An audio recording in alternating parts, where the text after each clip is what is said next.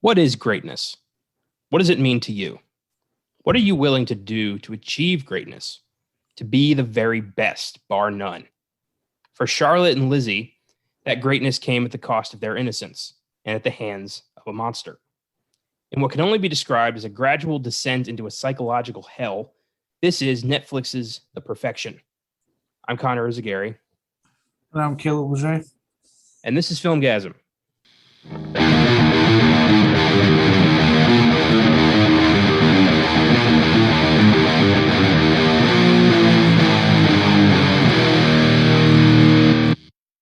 Happy Wednesday and welcome to episode 147 of the Filmgazm podcast. Creeping up on 150. It'll be here before we know it. Today's film, can't wait. We have a really neat thing planned for that. Yes, a lot of neat things. Where I'll be at that point will be awesome. So yeah, I can't wait for that. Today's film is a random draw from the book of Filmgazm, our constantly growing list of potential episodes. And what a great pick it turned out to be.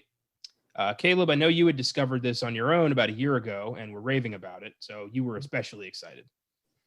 Yes, I was. This was one that I get Fangoria in the middle. I get on my horror sites every day. So there's a lot of these films that I'll hear about for like ever, and it makes its wave in the horror community. And this was one that was seemed like everyone was talking about. I was like, yo, you gotta see this movie. You have to see it. It's good. They're like, don't watch the trailer. Don't read reviews, just go see it. Go in as blind as possible. And I think a lot of times it was actually, we were going to have to go up to see for like a month or so. And I was loading up my Netflix and I was just downloading shit. And I remember I was like, oh shit, this is the perfect time to watch Perfection. I've been meaning to watch this damn movie. So I downloaded it and I actually watched it on the boat on my iPad. Not the best possible quality, but the best I could do at the time. And I fell in love. It drew me in. So much twists and turns. You never know what's going to happen. It's brilliant movie, and it makes me wish Netflix would do more shit like if the streamers would just. I wish they would do more shit like this. Yeah, and even then, like I didn't hear anything about this movie. This came out in 2018, and I only heard about it because of you.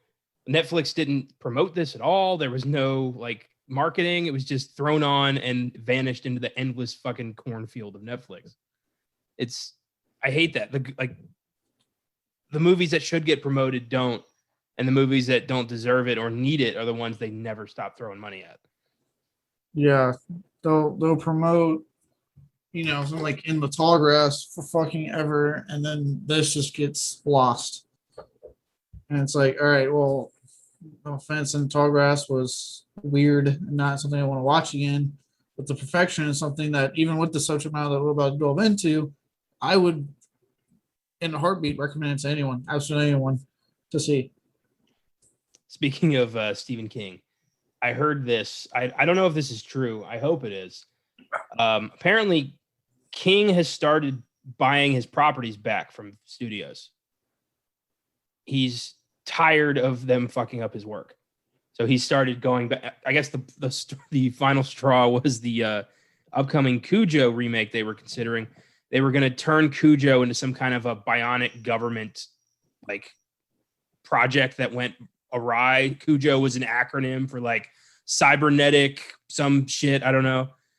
But yeah, King was like, fuck that, pulled it, and has now been going back and like getting his stuff. And he's going to start distributing to filmmakers who come to him and say like, this is my vision for Cujo, for Salem's Lot. Like, this is what I want to do. And then he'll decide if he's just, the people are worthy enough to do his stories, which I think the way it should have been from the beginning. Yeah, I mean, I haven't heard about this. Is new to me. Yeah. So if this is true, hell yeah, this should have happened way sooner. Not when he's nearing his 80s. Fucking robot dog Cujo. That was really gonna happen. That is horrendous. Like, yeah, he needs to do it based on a filmmaker or an actual studio that cares, like Blumhouse. I know they're doing a new Christine. But based off their initial report on it, they're trying to very much keep it 80s and in line with the book. So it sounds like but they're not just trying to shit on what a lot of people like, but actually like enhance what you like and do something new with it. And I'm down with that. And I'm sure they'll do great with the Firestarter movie as well. But then you have ones like, what was it? Like, It was great. It Chapter 2, I like, but I know a lot of people want us into Chapter 2. Obviously there was the whole Pet Cemetery fiasco, where it made money, but a lot of people didn't like it. It's weird. For me, the last the biggest blow to fans was the Dark Tower. That was embarrassing. That hurt me. I think I was pumping it up to you too, I believe. So I remember I was like, I love the Dark Tower books. You know how much I love those books. And I was like, oh, I remember texting like, dude, they're doing a movie finally, and they got McConaughey to pay him. Like, I was excited. And then I sat through that movie in Dubai. Yeah, I was on the point when it came out. Got to watch it in Dubai theater. And God, it was awful. God, it was bad. And I guess bad enough that Prime's not moving forward with the show anymore, which pisses me off. Yeah. Like, why can't we just get a good thing? But hey, I mean, if Kingsman the property is back, maybe we will finally get the good Dark Tower. Like, he'll give it someone that actually wants to do something good with it. Yeah, I think this is a positive. He's going to have the rights to his work again, and he'll be able to tell, like, does this guy really want to make my book, or does he just want to make his own movie with my book's name on it? Like, is this going to be Gerald's Game or the fucking Lawnmower Man? Yeah, so now he'll be able to be a little bit more choosy, which is great. I think that's only going to be beneficial to the fans.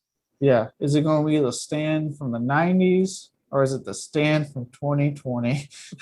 I haven't seen it yet, but after I know it Lovecraft Country, I'm finally going to sit through that to see what people have been talking about. So it's coming on my radar here soon. I have no interest in sitting through the Stand. I don't. I know that they were bragging about the fact that they were abandoning a lot of the book and doing their own thing, which pissed me off. Like, all I want to see is a decent adaptation of the Stand. That's all I want. That's all anybody who loves the book wants. You know what they're not bragging about? That at one point Marilyn Manson was attached to that cast, and he's magically not attached to that cast. Oh boy. Yeah. See, this thing's just it's bad. It's bad. I don't know. I got nothing. Drugs bad. Okay. I don't know why. But there you go. I'm just happy about that. And you mentioned In the Tall Grass, and I'm like, oh, King. I remembered. So yeah, no, I'm glad. I haven't heard that. Like I said, I've been so busy with the move and stuff. So like some stuff's been kind of slipping through cracks for me more recently. And I don't know if that's true. I just hope it is. I hope so. So before we get into the perfection, we haven't had one of these in a while, but I've got a great big handful of updates on the Rewind. Today, we're going to update 5 of our past Filmgazm episodes. The Exorcist, Child's Play, Pet Cemetery, The Godfather, and Blade Runner. So buckle up. A lot of cool shit. Buckle up, buckaroos. God, South Park references galore on this episode already. First up, Halloween director David Gordon Green is going to be helming a new Exorcist trilogy for Universal, which the studio has purchased for $400 million. In addition, original film star Ellen Burstyn will be returning to the role of actress Chris McNeil. Fans are kind of divided about this. The Exorcist is one of those, sacred movies that a lot of people don't want being touched. But, a lot of people said it about Halloween, and David Gordon Green spun that into fucking magic. It's a sacred movie that no one wants to touch, but we're ignoring the fact that there's been 4, 5 sequels and a TV show. But whatever, we don't want to touch that. I know. It's been touched already, guys. I'm sorry. I think they just don't want it to be remade. Probably. But, this could be interesting. I mean, Ellen Burstyn's blessing means a lot. She's, an Oscar-winning actress, was nominated for the original Exorcist. It's on board's a big win. You know it's not a remake, right? I know. It's a direct sequel trilogy.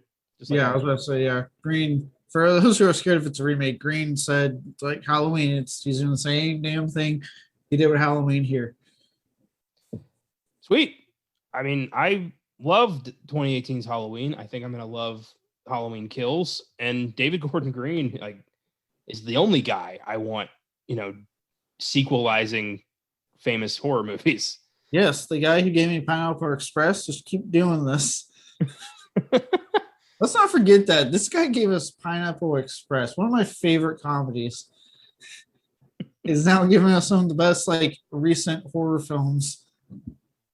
I wonder if I'm glad they got Ellen Burstyn. I'm wondering if they've talked to Linda Blair already or if she's turned them down. I don't know. I haven't seen anything pop up on my feed, so I'm not sure. I am glad they got her back because Burstyn, man, I mean, even like just Exorcist alone, right? She's phenomenal in that movie. Yeah. Show. Oh, I'm all over the place right now. In the movie, but outside of the Exorcist, she's just a phenomenal actress. I mean, her work in Working for a Dream is fucking outstanding. And just get her to me, like something was good enough to convince her to come back. So I'm looking at it like they were able to convince her to come back when she doesn't have to. Like she's older, she has her money, she can retire. Like, but she was convinced, kind of like how they got John Carpenter back for this, Halloween trilogy. She's come back for this, so that tells me that they thought of something special. The number when they reported was like almost, I think it was like $465 million she spent to do this trilogy. I was like, Jesus fucking Christ. That's an investment. God, it better be like Halloween 2018 when you're making off these movies. Fuck. This is The Exorcist. I'm sure it'll this is the original demonic possession movie. People are going to want to see these. Especially since Exorcist 2 was shit and Exorcist 3 is underappreciated. So, I'd like to see some new shit. Yeah, and I'm about to say it has a better track record than people consider. Because I mean, people hate 2, but it's also kind of that like so bad it's good for a lot of people. So a lot of people watch it ironically. Nah, like a lot about me and Austin did an episode on it. It's so bad, it's bad. Yeah, well, guess what?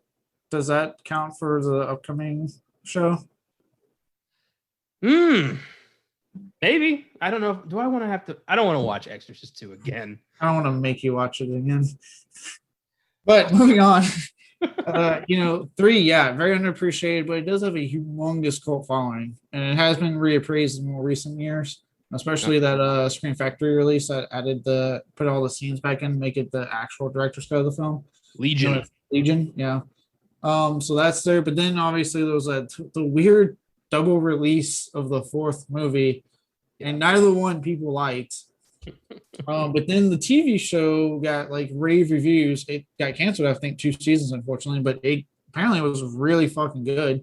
I heard nothing but good things from anyone who watched it. So the ability to make something excellent with The Exorcist is there beyond the first movie. It's just will be something people latch on to. I like The Exorcist 3 more than I like the first one. The third one scares the shit out of me. That movie's so unnerving. I think it's so smart and just tops to me. I think the first one is good. I think it's just been kind of, done to death with, nods and parodies. It's not scary anymore. Well, I mean, that's not really the movie's part. That's just everyone constantly referencing it. Can't blame the movie on that one. Like they just made a movie and moved on. Yeah, you're not wrong. Well, this will, maybe this new trilogy will kind of like reinvigorate interest in all of it. And I just really hope Linda Blair comes back. When Austin and I did the Exorcist 3 episode, we pitched like a new movie idea. And I thought it was pretty fucking awesome. And I want them to do that. I'd be down for Linda Blair to come back. I'm okay with that. I'm cautiously optimistic. I'm not going to get too excited until I start seeing some footage. But yeah, I mean, Gordon Green come back and what he's doing with the Halloween series right now is great. So I'll see how this stands. I'll wait till some footage comes out and hopefully if it looks good, I'll be like, okay, hell yeah, bring it on. Yeah, me too. Next up, veteran character actress Pam Grier has joined the cast of Paramount Plus's Pet Sematary prequel film. So Pam Grier's on board. I wasn't expecting to hear that news at all. I saw that earlier this week and I was like, what the fuck? When I went to a special screening of Pulp Fiction at the Alamo Drafthouse this past weekend. And Pam Grier did the don't talk before the movie thing. She did a new one where she's like, don't talk, motherfuckers. And it was great.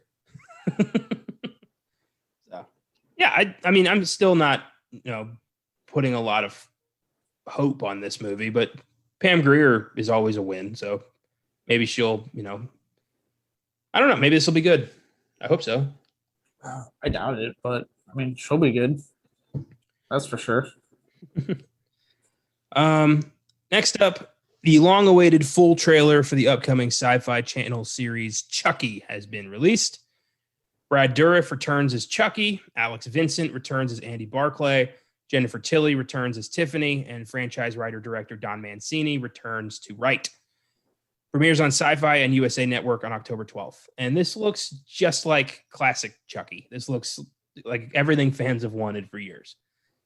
Yeah, this trailer got me so excited because it looks classic. And someone pointed out when I was watching some stuff on it, it looks like they're actually doing a good job of holding a lot back too from the trailer because we know, like you were saying, we know, Jennifer Tilly's coming back. We know, oh God, I'm forgetting Andy. The guy who plays Andy. God damn, I'm forgetting his name right now. Alex Vincent. There you go, Alex Vincent. Fuck, it's long. It's been a long day, folks. The lady who plays Kyle, and then Fiona Dorff are all coming back. That's like has not been a secret, but none of them were in the trailer. So like they're clearly holding a lot back, which I appreciate. So there's like surprises in store, and I hope it stays that way. Because I know it's not till October, so there's still more shows that can come out.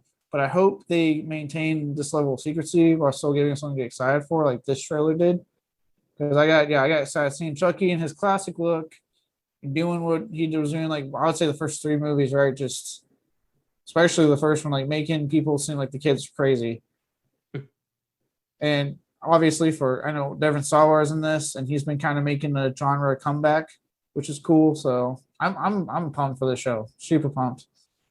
Well, I'm very excited that Brad Dourif came back as Chucky because to me, the Child's Play remake was such a disappointment for mostly because we didn't have him. I mean, no disrespect to Mark Hamill, but he ain't Chucky. There's only one Chucky. It felt like such a shit move on the studio's part because I remember they announced that right after they announced the TV show. Like Don Mancini was like, "Hey, we're doing a TV show," and it was like the next day we're remaking the first Child's Play. I'm like, what the fuck?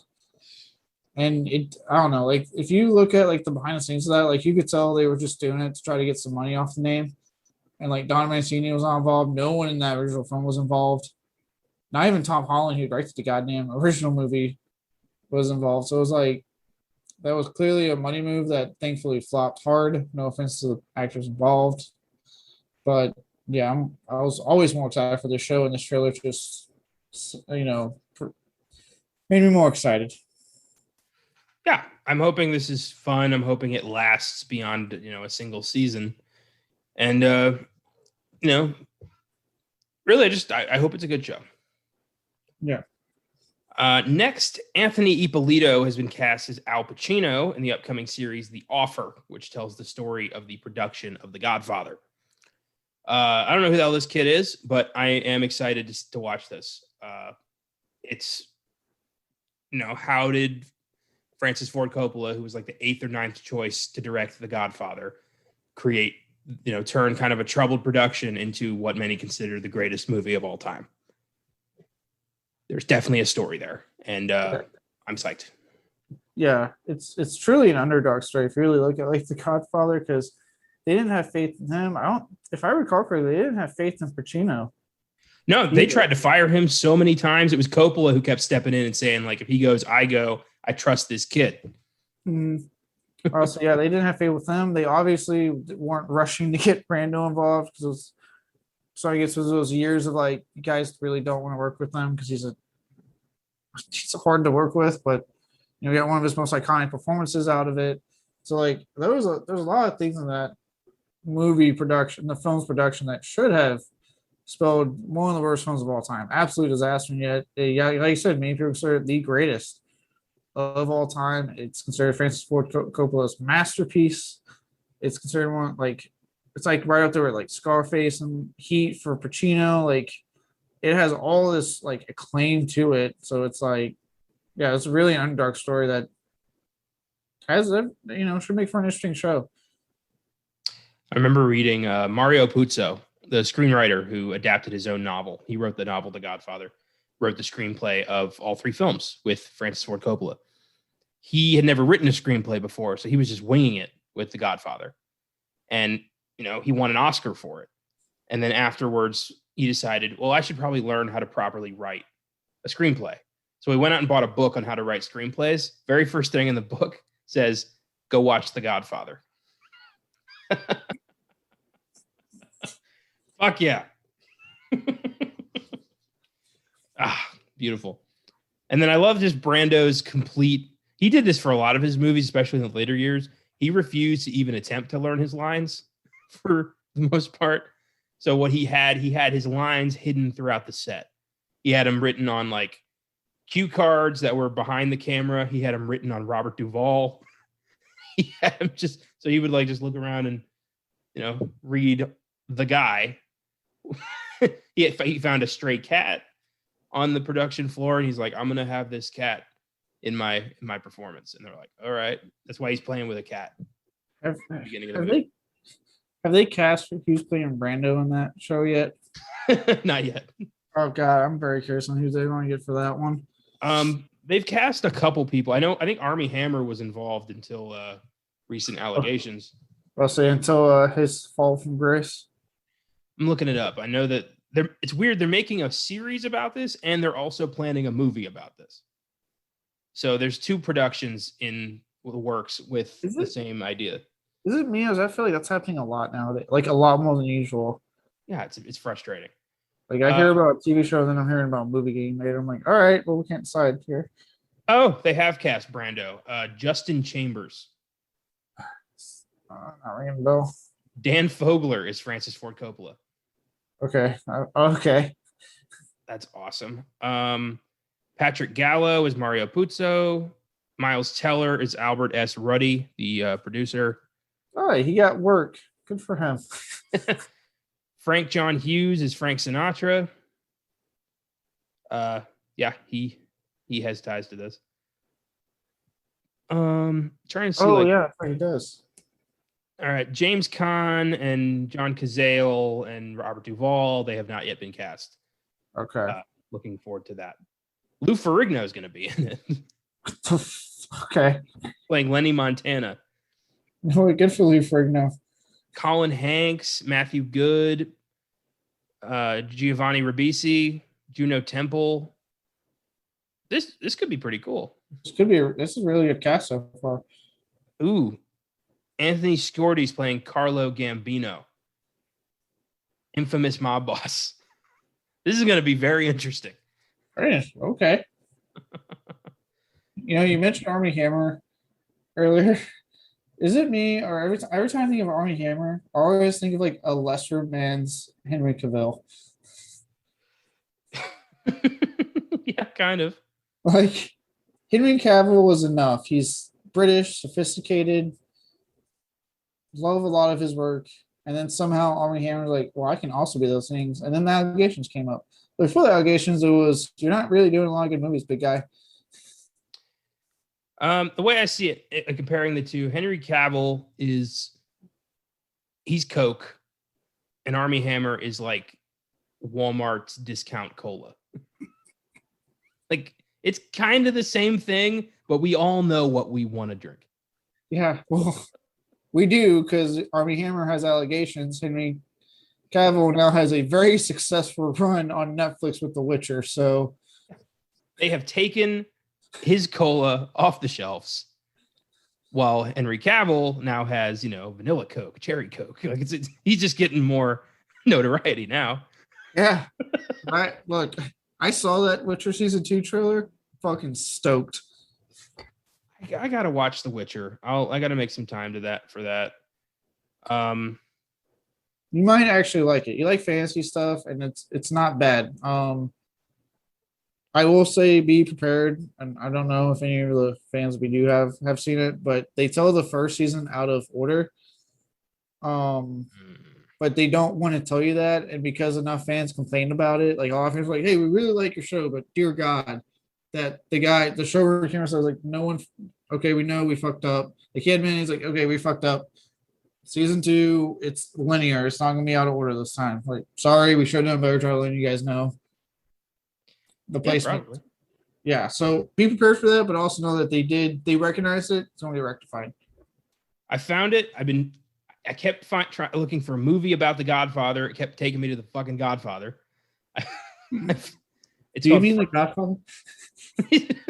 Technically, yeah, it is about The Godfather, but that's not what I'm looking for. Uh, Francis and The Godfather is the movie that's in production right now. Barry Levinson's directing it. It stars Oscar Isaac as Francis Ford Coppola and Jake Gyllenhaal as Robert Evans, the other producer involved in the production of this thing. There are a lot of producers. Yeah, this should be. I'm probably gonna watch this before I'm gonna watch The Offer. It'll probably come out before The Offer, if I'm being honest. It's in pre-production. The Offer's slated for 2022, so I guess we'll see. Okay. Yeah, we'll see. I've noticed that. It seems like we're getting so many like films and TV shows. I think it's been the new thing, especially like ever since Marvel started doing it with the MCU now. Now everyone else was like, we can do the same thing. Movie and a TV show, this exact same thing you're watching. At least Marvel isn't doing the exact same, like it's not, they're not doing like, an Iron Man movie and an Iron Man show at the same time that's covering the exact same fucking story. Because that's what Paramount's doing. Paramount's going all in on that. But the only one they can't seem to do at the same time is Star Trek. It's here like we got the movie series, but we got the TV show. We cannot fucking happen at the same time. They cannot. Oof. I remember recently we talked about on Sneak Preview they were like are hoping to bring back the Abrams cast for a new Star Trek, and that's like the 4th or 5th Star Trek announcement that like has been revealed in the past year, and they all fucking contradict one another. So I just don't hold your breath when it comes to Star Trek movies these days. If you've got plenty of shows, enjoy it. Yeah, I'm gonna say I'm not. I watch Picard, and I liked enough to go like, look, I'll go in on your shows as soon as I catch up my backlog. Tell us about your movies. All right. I don't get me wrong, I like the Abrams movies a lot. Like I actually like from the first one to beyond, but don't try to bring that cast back. They're clearly done. They're all getting bigger fucking movies that are making millions and requiring them to do sequels. So I was reading some classic thing got turned into a show that Simon Pegg is Galaxy Quest. That's what it was. They're rebooting Galaxy Quest as a series, and Simon Pegg is involved. That might not be bad, actually, if Simon Pegg's involved. I know, but I want that cast. Like, they all worked so well together, and it's a shame we can't do it without Alan Rickman. I was about to say you want a cast, but one of the cast members is dead. Just like I want Slipknot to be fully one again, but 2 of the members are officially, as of today, dead. Yeah, I know, but just seeing anybody else in those roles isn't going to feel right. Yeah. No, I get what you mean. I'll see. That's why I always tell people, I'm at a point now, it's like I have to see a trailer before I really judge it, because it's like it's the same thing. They reviewed something I really love, and I'm like, oh god, I don't know if I can say cast do this, and then I'm like, I'll hold out, and if the trailer impresses me, I'll give it a shot. So yeah, that's kind of where that's all we got. Mm. Finally, our last update for the Rewind, the trailer for the new animated series Blade Runner Black Lotus was released. The show will premiere on Adult Swim in the fall. It takes place 17 years before Blade Runner 2049 and will star the voice talent of Jessica Hennick, Barkhad Abdi, Wes Bentley, Josh Duhamel, and Brian Cox. I don't care. I don't give a fuck about Blade Runner, and I'm tired of having to justify it. Oh, that is my piece. I like both Blade Runner movies, but I wasn't super impressed with the trailer. I'll probably watch this at some point, but I'm not going to rush to watch it. I know anime is getting like a lot bigger, it seems, in the States in more recent years. But even this particular anime, it's like I don't know how I feel about the animation. So that's my main thing. I saw the animation. I don't know, man. Like 3D animation is so fucking hit and miss. Like you're going to give me something beautiful that like Pixar and Disney does, or something like Space Jam New Legs, and I'm just being pissed off the whole time because I'm like, this looks awful. Did you see the Honest trailer for Space Jam? Yes, I did. Legacy? I watched it immediately. That was fantastic.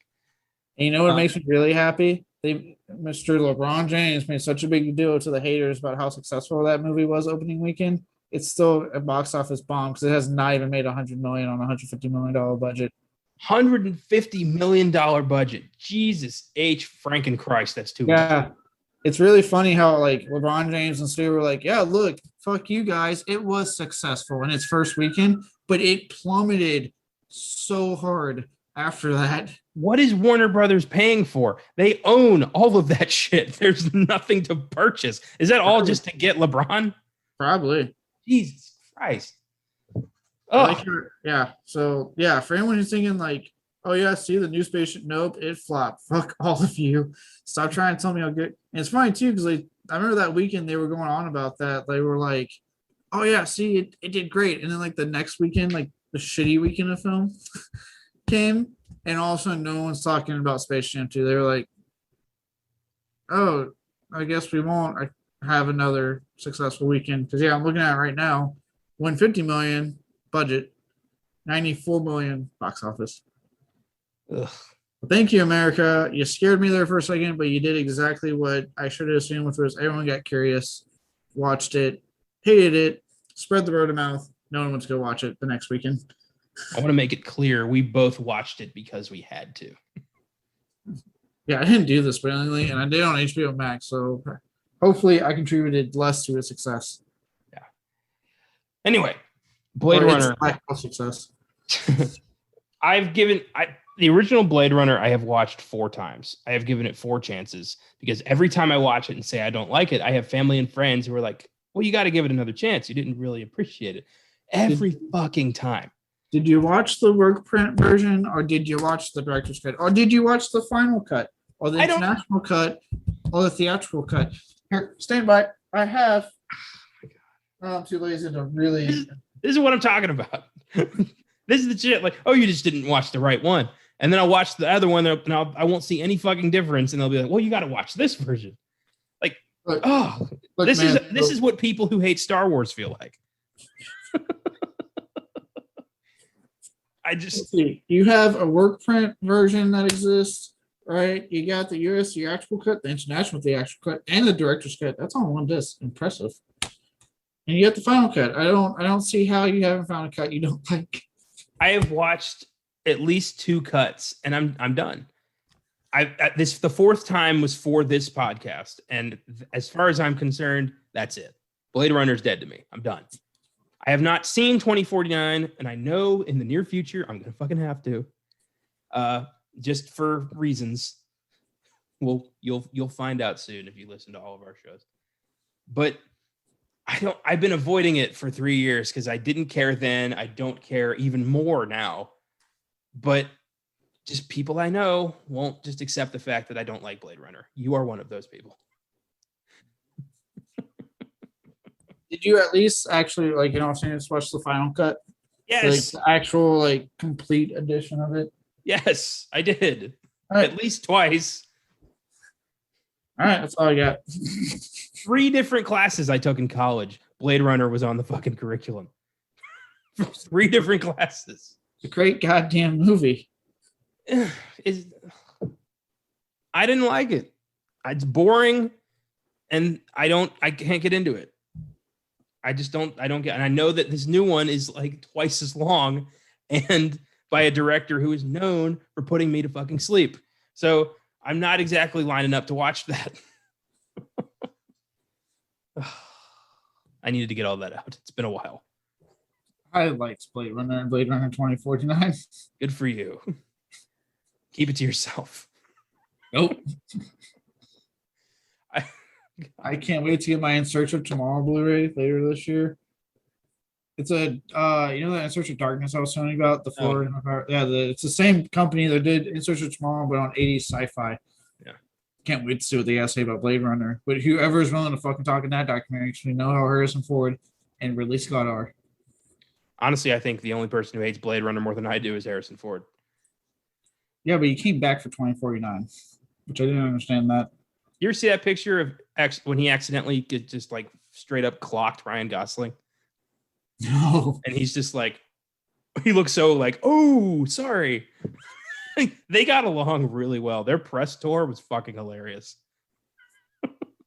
Because Harrison Ford wouldn't answer any fucking questions. And Ryan Gosling would just laugh at the fact that Harrison Ford wouldn't answer any questions. And then Harrison Ford would laugh at Ryan Gosling laughing at him. And it turned into just a fucking circle jerk. It was great. That sounds awesome. So yeah, Blade Runner show coming for those of you who love this cinematic universe as much as I do. Enjoy it. How we will. Can't wait. That is all. Can't wait for you to finally like Blade Runner. It's going to happen one day. I don't know what will have to happen. I honestly don't. Like, I've given it 4 chances. I don't give anything 4 chances.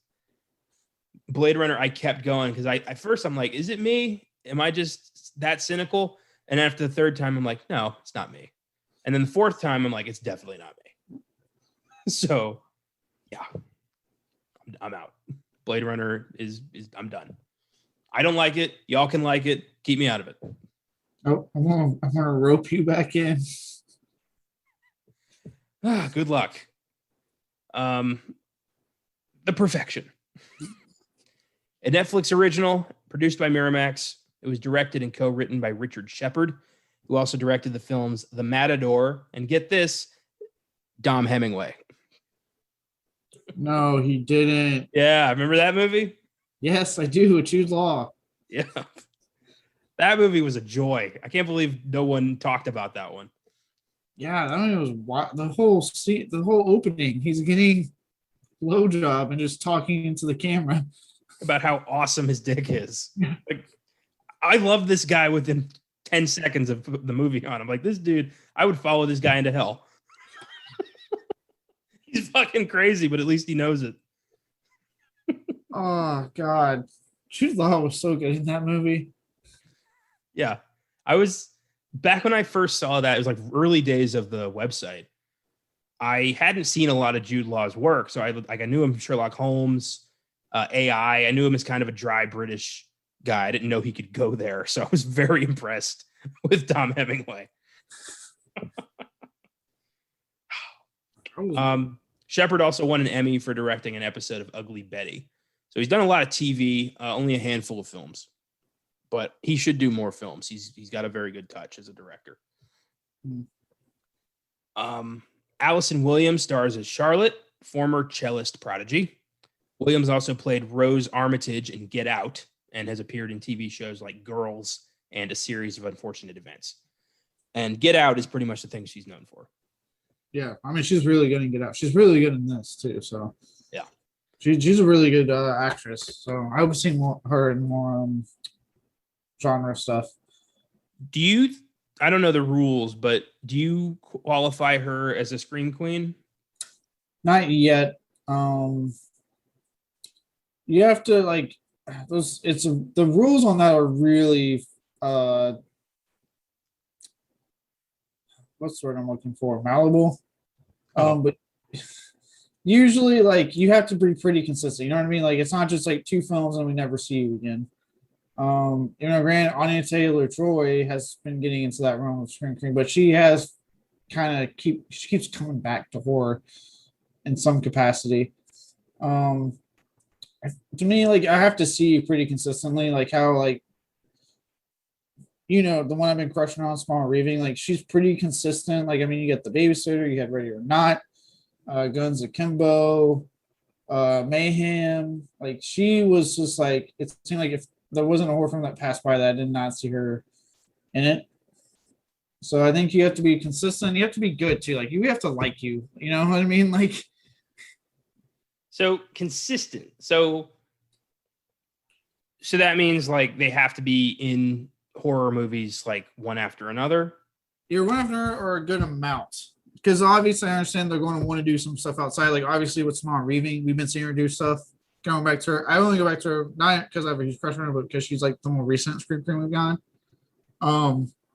But she does the stuff outside of it. You know what I mean? She did Bill and Ted Face the Music. She there was something Snake Eyes, right?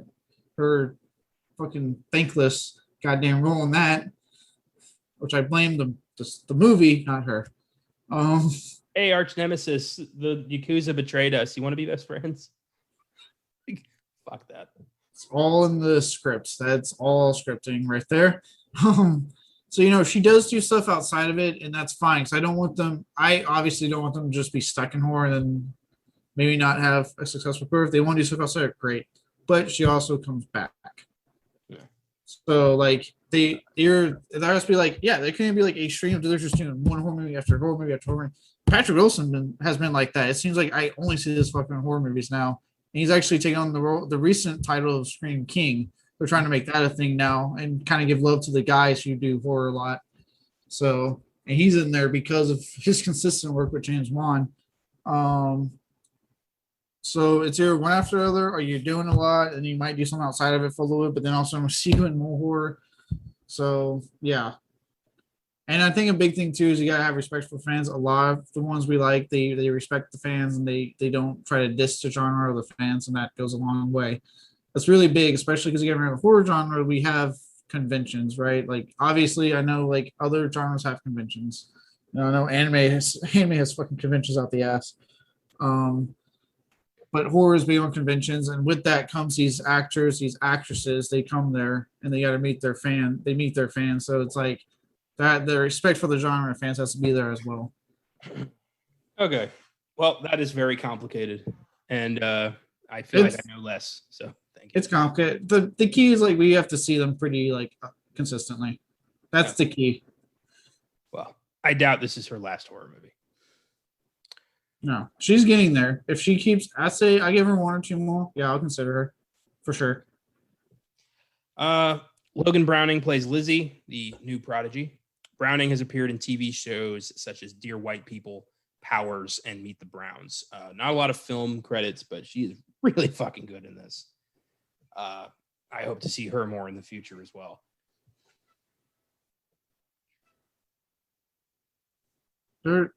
I hope you're not catching him on mic, but there's an air horn asshole still going wild out there. Yeah, I don't hear him at all. Yeah, there's some dude outside Caleb's apartment with an air horn, just being an asshole. So if you catch that, sorry. Sorry, guys, I'm not closing my windows. I don't have AC. Yeah.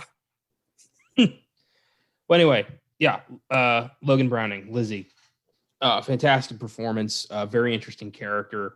This movie really does kind of string you along to a couple different, this is what's really happening, and then they pull the rug out from under you. It's a very smart screenplay. Yeah, no, both these actors do a really good job of performing. Because obviously it's written very well. It's superbly written, but their performances help a lot because they really make you believe. Every time it's taking a new turn that you think you're going on, you're with them for it. You know what I mean? Like they do such a good performance. We'll talk about one later, but there's a specific scene on the bus where they are just knocking it out of the park. In that scene, it's such a fucking tense scene. So yeah, they are wonderful. Elena Huffman plays Paloma, Anton's complacent wife. Huffman is known, at least by us, for her role as the Knight of Hell Abaddon in the 8th and 9th seasons of Supernatural. Yeah. She also played Black Canary on Smallville, as well as Lieutenant Tamara Johansson on Stargate Universe. So she's no stranger to genre shit. And I kind of wish we'd gotten a bit more of her in The Perfection. I feel like she's more of a background character. Yeah. I mean, there's enough there that you know that, like, she's complicit, like she's fine with what's going on, but that's about it. Like there's not a lot. She's just know that she's Steven Weber's wife, I'm assuming the way they're presented, and she's a-okay with what's happening in there. Oh yeah, still gets hers. Yeah. I seriously doubt he was, how the hell did they end up in this situation? How does a husband and wife end up in a rape cult? Leading a rape cult. How do you lead a rape cult and then you go fuck your wife? What kind of compartmentalization are you doing? To tell yourself I'm doing this for the greatness of music, that's fucked up as hell. I mean, just ugh. And then you leave and you're like, I'm gonna go make love to my wife. Like, what the fuck? This is we'll get to it. Finally, Steven Weber is our sadistic villain, Anton, head of the back off school. I love that it's the back off school. Like that's Oh, funny. I actually never caught that. I've seen this twice now. Holy shit. Yeah, back off. Oh, Yeah. Ugh, creepy considering he wasn't backing off. no, if anything, he was backing on. Oh boy. Okay. Weber is known for his starring role on the sitcom Wings, which ran for 8 seasons. He also played Jack Torrance in the 1997 miniseries remake of The Shining. You ever see that? I haven't, but I've heard about it. Not I've heard bad. he's actually, I heard it's actually not bad. I know it kind of gets made fun of by some people, but like it's really faithful to the book. Mm-hmm. And Way more. I heard Steve was actually pretty good in the movie, on the show, whatever you want to call it. Well, he plays a more faithful Jack Torrance of, a guy who really is trying to be a good father, really is trying to fight his alcoholism, and then is poisoned by the hotel. Whereas Jack Nicholson was just psycho abusive father from the beginning. And the hotel just made him a murderer. So Weber went from 0 to 100 in the span of a miniseries length. And Nicholson was at 100 and then just kept going in 2.5 hours. His default setting is like just knuckin' futz. It's great. But the miniseries is, Stephen King wrote it himself. He was like, I want The Shining to be done right in his eyes. So he did it. And it holds up. It's a good watch. I remember actually, this will show my age, even though I'm only 28. I remember when I was watching like something like Tremors or something on Sci-Fi Channel or Twilight Zone, or I think, no, not MXC. That was on Spike. That fucking show. I remember that show. I remember that. Yeah. But watching something on Sci-Fi and they were doing the advertisements for the Shining, like they were actually starting to ramp up advertising. So I remember I watched it. My parents would be watching it. Like I remember the first show, and my parents were like, my dad, me and my parents was like, are they doing a new Shining? I was like, what's that? He goes, don't worry about it. Wait till you're older.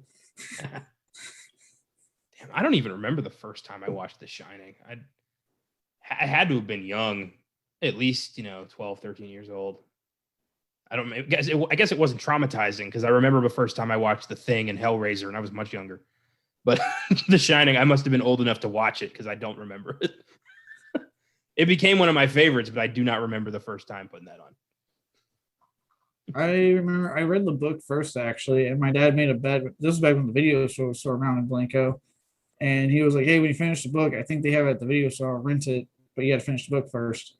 Mm-hmm. So I finished it, I think in a week. So I was like, well, I want to watch this movie. And we rented it and watched it, and I was like, oh, this is good. So I think The Shining is the first book I ever checked out from the Blanco High School library. When I got here, I was like, I had just started reading King, and I checked out The Shining, and I was like, this is very different from the movie I watched. And then I went immediately to The Dark Tower with no previous books read. I didn't get any of the references. I hadn't read The Stand. I hadn't read it. I was just going in blind on The Dark Tower, and I still really liked it. But I would love to read it again, having read so much more of his work, because I feel like I'd appreciate it a lot more. Yeah. I tried holding out on Dark Tower as long as I could. So I was like, I need to read more work, or at least be familiar with more of his work before I read that. Because he draws so much. Yeah. Nobody told me. I had nobody told me hey, you should read this stuff first. I was just like, I want that, and I want that.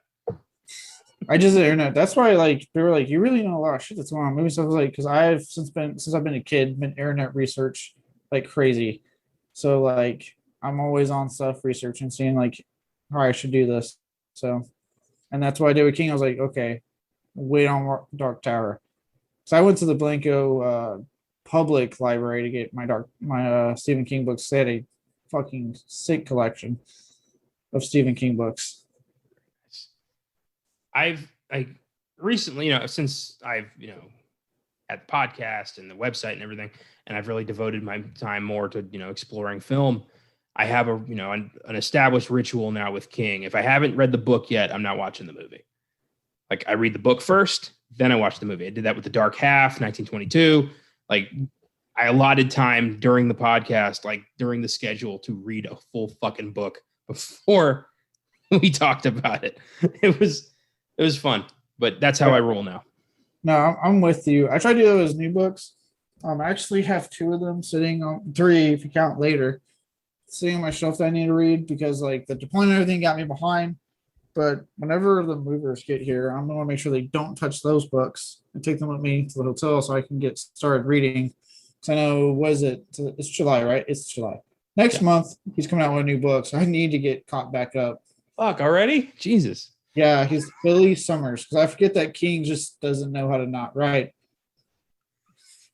He Unlike can't. I was like, unlike George R. R. Martin, who cannot get the last two Game of Thrones books out to save his life. Well, I read about King's process. 10 pages a day.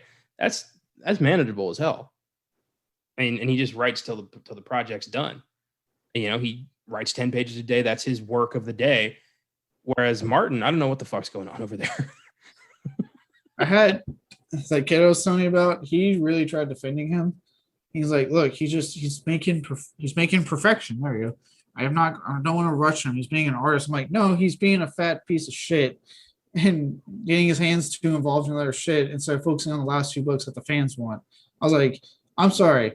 You don't try to pull his work is really dense. So was Tolkien's work, and he still got Lord of the Rings, The Hobbit, and the Silmarillion, whatever, you know what I mean? Silmarillion. That one all completed in his lifetime. And he created a whole fucking reward. He had like extra excess shit he was working on compared to Martin, and he had all that shit out, no problem. But you want to talk dense? Look at Frank Herbert's Dune series. That's 34,000 years worth of material, and he wrote it. he finished it. I mean, his kids are writing extra shit, but that doesn't count. No, yeah, it's like, so no, there's no excuse. He's just being lazy. It's like, stop getting involved. Come on, stop getting involved in so much other fucking work that's being adapted. Stop helping HBO try to bank on Game of Thrones. All right, it's done. Sorry, HBO, you fucked up with that last season. No one wants your shit. I don't blame HBO at all. At all. They offered as many episodes. They're like, we'll give you more seasons, more episodes, and they're like, we don't need it. Yeah. Okay. In all fairness, yeah, they're suffering from too idiotic. Yeah. If anything, they're trying to recoup everything they lost because of that final season. Yeah. Thanks to two showrunners that, thank God, Hollywood looked at that season and went, never hire these people for shit. Because I haven't seen them pop up even once since then. In the time since A Dance with Dragons came out, Martin's written like 3 or 4 like side projects to Game of Thrones, like history books about Targaryens and whatnot. He's partnered on like adapting one of his other non-fantasy books to TV. He's doing everything but finishing this up. And I feel like now it's just like he's thinking, why bother? Yeah, that's why I like it. Like, I actually was interested in reading outside of like King and horror. I like fantasy stuff a lot. So I was interested in reading Game of Thrones, but once I saw that like he was not going to get off his ass and finish the last books, I was like, no. I was like, look, I'm a completionist. There's no way how I'm going to read these books and then be left hanging because the writer can't get off his ass and finish it. I read the first 3 books. Like I was in, and I just was like, just why bother? By the time I'm done, he's not going to be. So like, what am I waiting for? And then you know, the finale happened and I'm like, oh, hell no. I immediately moved on to better things, as did pretty much everybody else. Yeah. Anyway, King. Yeah, I'm reading Under the Dome right now, and it's a dense one, but it's pretty good so far. That's a good one. When I finally touch my stack, I'm going to do the Institute. That's the earliest of the new run I haven't read yet, so I need to read that one. That was great. Institute was awesome, and one of the rare cases where I felt he stuck the landing.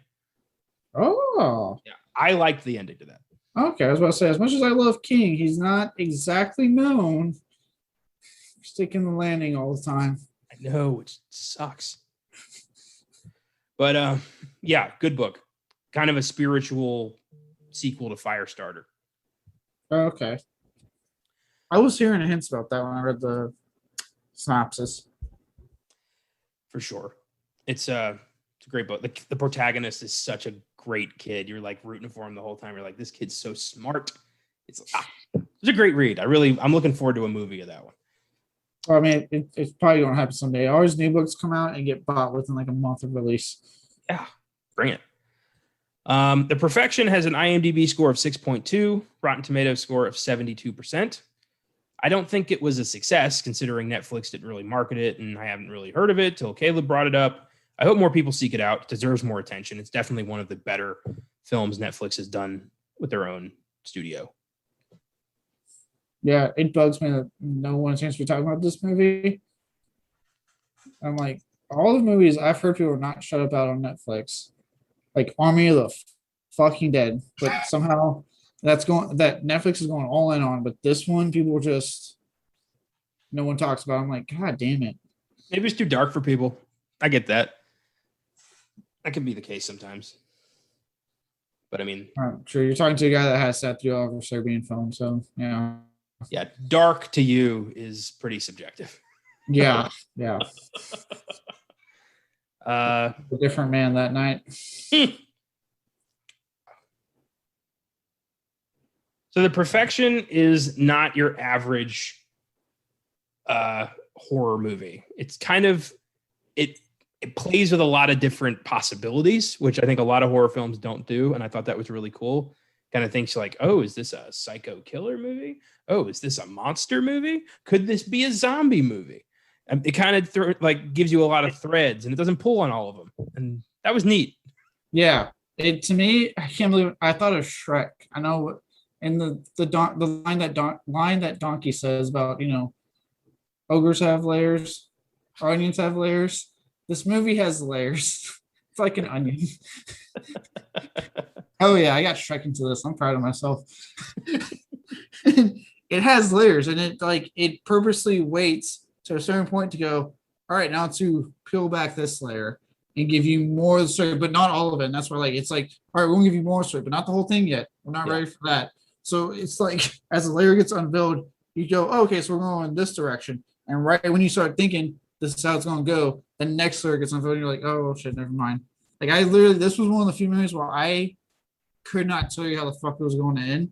Because at first I was like, oh, it's going to be this virus contagion type thing. Nope, not that. Okay. She is, I guess what, jealous of this new one. That's what's going on. Okay, got it. And they unveil another, you're like, oh shit, okay, that's not it. What the fuck's going on here? The second, prestigious, all girls music school came up, I immediately thought, oh, this is Suspiria, isn't it? But no, it's not witchcraft. It's plain old regular evil. I learned, and even at the end, when you finally go, oh, okay, got it. With the Liz, right? The one that got her hand cut off. You think, oh shit, there's no way. Why would she do this to her? But then again, that twist, the final unveil, and you're like, oh. So yeah, like I said, I literally, it's one of the few horror films where I could sit there and be like, I don't know how this movie's going to fucking end because it keeps changing. It's shit on me. The way it handled a flashback, it had kind of a Guy Ritchie vibe, like the way they backpedaled and rewound everything to show you, oh, this is what really happened. That was so cool. Yeah, it's Guy Ritchie and a little bit of Funny Games. I don't know if you've seen Funny Games. I haven't seen Funny Games. Oh man, so you've probably have you heard of the scene I'm about to say? No, I know nothing about that movie because I've heard it's disturbing and weird, and I shouldn't. I've been keeping away from it, so I'm not spoiled anything. I apologize. Scratch what I'm going to say then. If you want, I can just hold my ears and you can address the audience. Nope, but there's a certain thing in the Funny Games that when you finally do watch Funny Games that made me go, oh shit, Funny Games. But I won't spoil it because you haven't seen it. Really took away my thunder there. According to Letterboxd, I have seen nearly 700 horror movies. Cut me some slack. I can't watch all of them. I'm doing my best. My God. Yeah, I like how this movie kind of, lulls you in. It teases you with different possibilities. The guy, throwing up in the theater and them saying like, oh, there's some weird flu coming out of Hunan. I love that. Doesn't mean anything, but the way it's built up, I really appreciated it felt like a surprise birthday party. You know what I mean?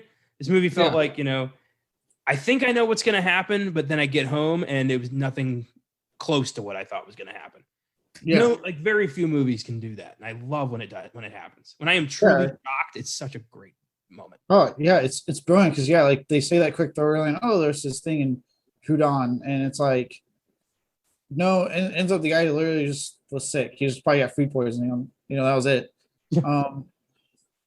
I do like in a way with that couple. Like I noted it. If you pay attention to like her dialogue when they're watching the children perform, and she's commenting on the cheating couple, if you kind of pay attention, it's almost them spelling out the movie and how this movie is going to go. Because you see, like, the hands going up to the, to the dick, but then the camera cuts. So it's almost like in the weird sort of way. I wonder if like that was their way of kind of telling you like this is going to be a movie that's going to just keep cock teasing you till the end, and then we'll finally give you everything. Oh my God, you're right. This movie's a cock tease. That's great. I caught that. Yeah, this is my second time watching it, so I was paying attention to shit that I didn't really pay attention to the first time. And I caught that. I was like, I wonder if this was like a metaphor for the movie I'm about to get. One little thing I noticed that I was getting ready. I wrote it down as a complaint, but then it ended up being like, all right. So when they're on the bus, the first, when you don't know what's going on, and Lizzie's like, I need more ibuprofen, and Charlotte pours out ibuprofen. I'm like, those pills are way too big to be ibuprofen. They really fucked up there. I wrote that down as they should have known that. But then later I'm like, oh, it's hallucinogenic painkillers. All right. That makes sense then. That's not even ibuprofen. I was like, they show you straight up. If you know what ibuprofen looks like, Charlotte's fucking with her. Yeah. But I just thought it was a movie mistake. Yeah. Well, and to me, another moment that I felt that way, that if, again, they get you by just doing a simple, what seems like a movie mistake, was like the scene when she pulls out the thing and she kind of just shyly delivers the line, you know what you have to do. I remember watching going, is she just not trying to act anymore in this movie? Like, what happened? Like, this is getting kind of bad now. And then they do the whole fucking rewind. And I'm like, oh, no, because she knew what the fuck was going on. Okay, fuck. So the movie does a great job of making you think, is this a movie problem? And before it goes, no, it's not. We know what we're doing. Fuck you. Rewind. Now pay attention. Yeah, for sure. So some things I just want to point out. When we hear them play for the first time, Charlotte and Lizzie, there is something so creepy about that duet. I don't know what it is. For me, strings have always gotten under my skin when it comes to horror scores. Cello especially. That instrument is the scariest thing to ever happen to horror movies. But them two together, it's almost like they're showing off their potential, and Charlotte's a little bit rougher with it. Like, her potential's been, fucked. And I noticed that going in, and then it pays off in the end. Like, you get why she's so not exactly graceful anymore. She's playing for her. Whereas Lizzie is still playing as part of this cult. Yeah. It's a little details like that really hold you in. It's fucking great. They do it for all the cello scenes too. If you notice, like, because with that, along with what you're pointing out, also got a real like sensual overtone in that first one when they're playing together. Yeah. As they're cutting their, between what their fun night out and then ultimately them sleeping together. So it's almost like there was a sensual overtone, and then they turn around at the end and take all of that away to create a very intense, just edge of your fucking seat, like you're praying it goes well. Cello scene, like the cello scenes are fucking. I'm not a musical guy by any means. Like, I'm a metal dude guy. Like, for fans we have, I'm a metal guy. Like, so for me, like, to get me like that into your cello scenes, like, fuck, like, yeah, both of them were just expertly well done. Well, I fucking love classical and film scores especially. So I enjoy a nice cello, and now this movie freaked me out with the cello. I kept thinking, like, what is this alluding to? Like, what is this? It's like there's a term for it. I don't know. It's like a calm before the storm situation. Like, all right, here's the best comparison I can make. SpongeBob, Mr. Krabs, his $1,000,000 trapped, out on the ocean. Suddenly he starts hearing the music. And he's like, oh no, it's the orchestra. We got to get that dollar back. That's what it felt like. He opens the damn door. Stop it. Stop playing. You hear the music. You're like, oh shit. What does this mean? What's happening next? Is mayonnaise an instrument? No, mayonnaise is not an instrument. Good shit. Let's not go down the SpongeBob tangent. So one thing I thought this really captured is the horror of being sick in a foreign country. Yes, because I was about to say I really want to talk about this bus scene because both times and for me this was my second time watching the movie, and that scene was still just as intense. And I knew it was going to happen. And I was still like sitting there going, "Fuck, this is a tense scene." Like, and it's because of how they film it, the performances when she's like sitting there bawling that she can't even move or she's going to shit herself. It's like you feel it, like you are like, God, I would hate to be in this situation right now. Yeah. It's personally, it hasn't happened to me, but it has happened to family. Two of my cousins got really severe food poisoning in Colombia. And I can't imagine being, stuck in a foreign country. You don't speak the language. You don't know where the hell you are. You don't know where to find a hospital. You don't know if anybody's even willing to help you. And you feel like your fucking skull's on fire and you're about to shit out your guts. Like, what a nightmare. That's scarier than anything in this film. Like, you could die out here and no one would fucking know it. Yeah, and you see how the bus passengers are reacting. Like, yes, you have the one that speaks English that's actually helpful and trying to help them, but the bus driver's being a dick and doesn't want to help. Everyone's trying to stay away from them. Minus, like, again, the English-speaking one and the lady that gives them water. Like, no one's willing to help them, and all they're asking is, like, can you get us to a hospital? Like, your version of a hospital. That's all they're asking. Yeah. How did Charlotte bet on the bus driver leaving them in the middle of the Chinese wilderness? I think she might have had an idea of how foreign people work. You gotta remember, like, in foreign countries, especially where they were at, Korea, a lot of the Asian countries are punctual human beings, unlike America. And so he was probably getting mad that his time was getting fucked up. And the idea of, like, foreigners, a lot of people don't realize, like, in a lot of these countries, there's still very much like a foreigner standoffish there. Yeah. In Japan, I've heard it from a lot, being in the Navy, heard a lot from Navy folks that get stationed there. I forget the name for it, but there's actually places that if you go out to do stuff in Japan, they will put signs up. I forget the word, but it's basically like no outsiders allowed. Oof. So there's still a level of, like, I don't know if it's like necessarily racism. I don't know what it's necessarily called for, like, this case, but like if you're not from here, fuck off. And that's probably what she was betting on. That, like, okay, we're too American, so we just have to make enough for a scene for them to kick us off the bus. Yeah, interesting. I mean, it made sense. I just thought, like, that's a hell of a lucky break for Charlotte. Yeah, I mean it is, but I mean that's just what I got from, based on my time in the military, is that she's probably betted on, like, foreign people and how they view us and how they would handle that kind of situation. But it is like it's placing an incredible bet on yourself.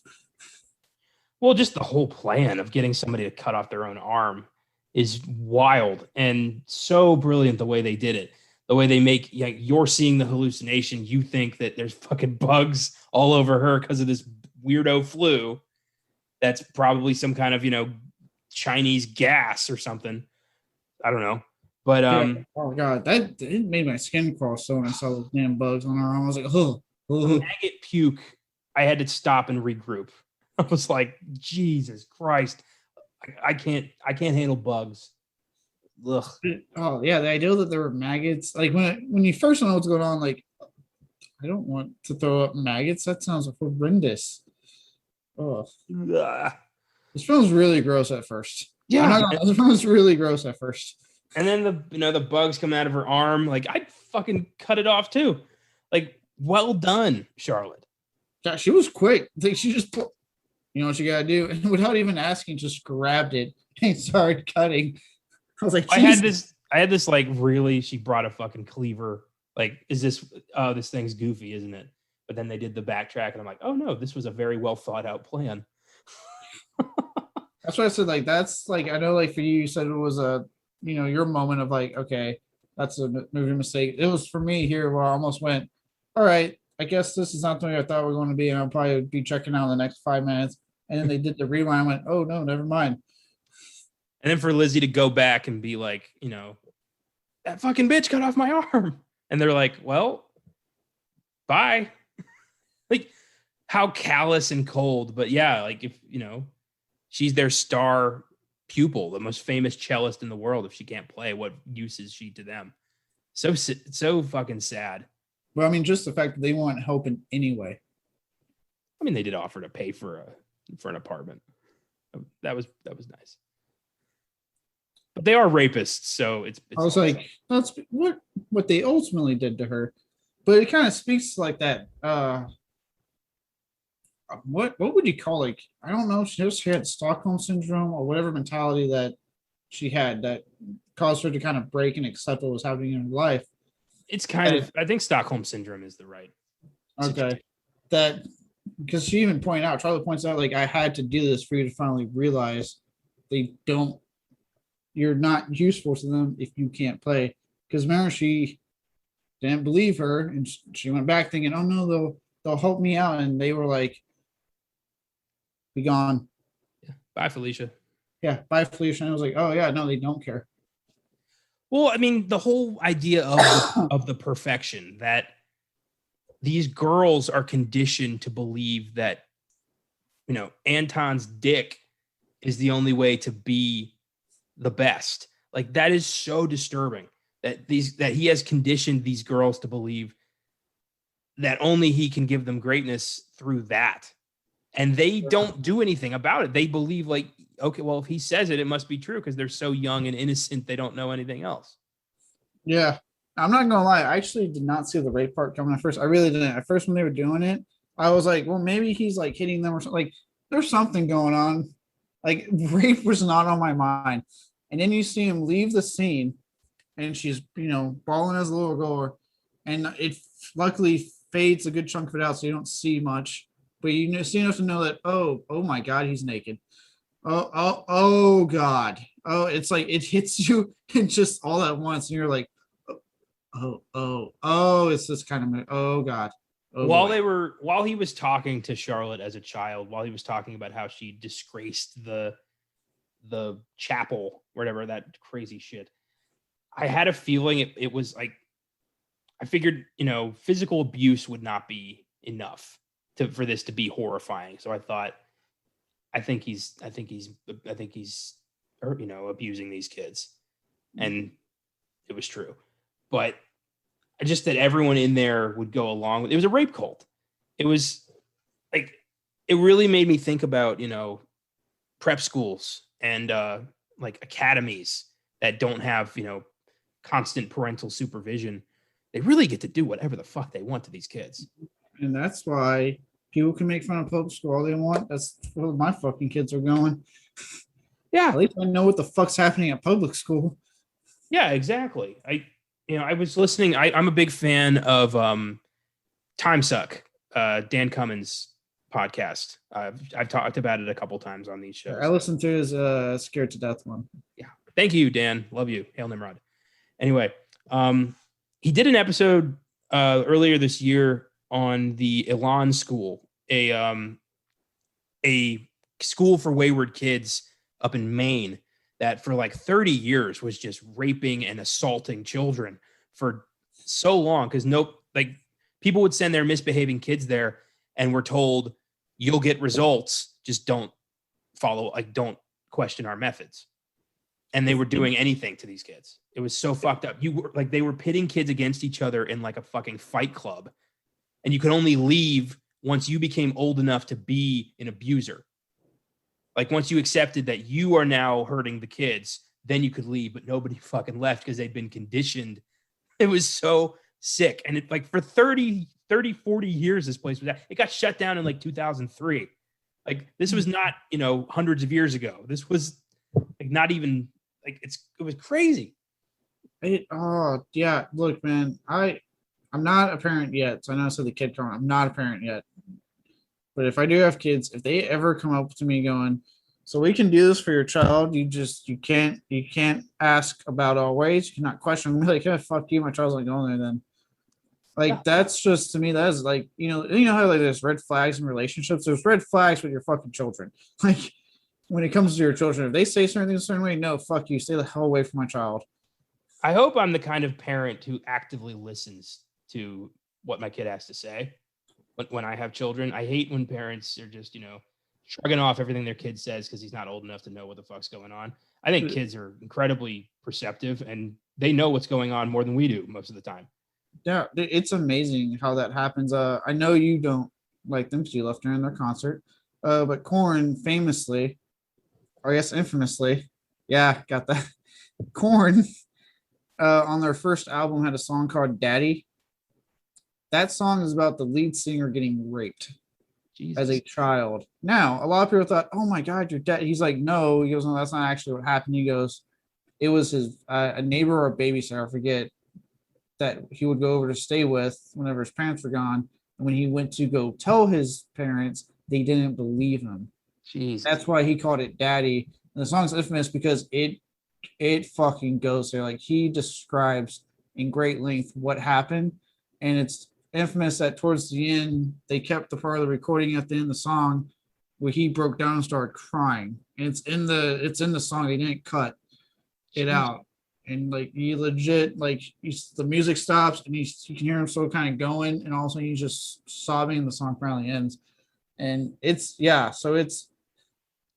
bring that up to go with your point because it's here's someone who has made millions of dollars now. He's living a great life, right? And yet when he was a kid, he got touched and his parents wouldn't listen to him. And it's just, I don't know, like it. How do you, as a parent, if your kid comes up to you about anything like that, you just go, oh, whatever. I don't understand that type of like parent mentality. Like that's your kid. If my kid ever came and said like so-and-so touched me in some way, I'm going to go after that motherfucker. Holy shit, man. That does not sound like a pleasant listening experience. I listened to the song once because I was curious, and yeah, it's tough. He for years, even when it was just that album, they were like, that's all he like played on stage was anything off that album. He would not play it. It took over 20 years when they did a 20th like anniversary live performance of the album that he agreed, I will do it this one time for this performance. And they said when he did it live, he broke down again. And he was like, I'm never doing this again. I only did it for this one occasion. Oh my God. Well, that is a very sad story. Fuck, not to bring it down, but to go with your line of like, I just don't understand that parent mentality at all. Like, how do you let something like that happen and not believe your kid? Have you ever, first off, I do want to make it clear. I did not leave a Korn concert.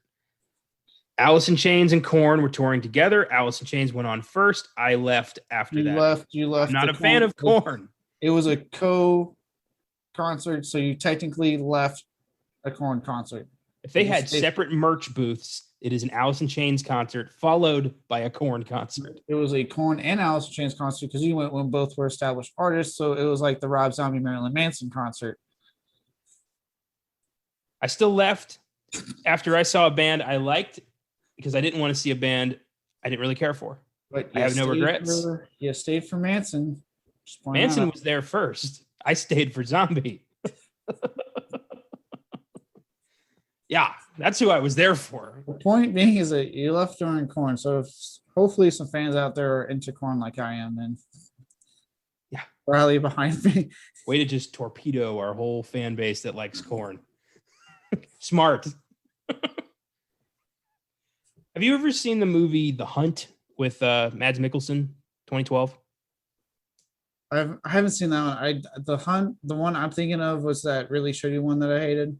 Oh yeah, no, this was completely different. This is about a teacher who is falsely accused of sexually assaulting one of his siblings. I mean, not siblings. Jesus Christ! One of the kids he teaches. The kid had been shown some porn by her older brother and got in like her signals mixed up and said something about the teacher's penis. but he never did anything. You know, from the beginning, he didn't do anything, but the entire town immediately wants to kill him. And he has to like defend himself in the court of public opinion. And he's like, everyone hates him. And like the kid's brother tries to kill him. It's such a sad movie, but it really shows you kind of the opposite of that. Like it's hard. It is, you should believe children, but at the same time, children do mix shit up sometimes. So how many lives are destroyed that way by accident? It's a rough situation in any. Yeah. It's a hard situation where like, but it's like, you see that it's like, we can't figure out a middle ground. We go to one or two extremes here. We just disprove, don't take the kid for anything. And then they legit get, molested for years. Yeah. Or we believe wholeheartedly and go after someone that didn't even end up doing it. What I would argue is that if it's like it's a child that just says we're doing this, investigate that. Don't just, throw it away. A teenager, there's been too many cases of teenagers trying to be petty or ruin lives or be vindictive that I would look into that. I'd be like, let's look in that before we do anything. What you should do in all cases is investigate, but investigate quietly until there's actual proof found or confessions made or something. Then go public. Don't go public with accusations. That's how you destroy people. Yeah.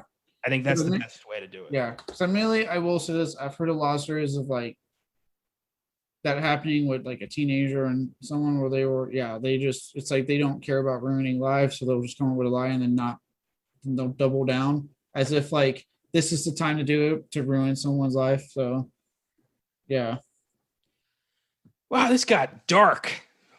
Talking about a movie where kids are implied rape. Luckily, thank God we don't see it because America doesn't want to see that. No one wants to see that.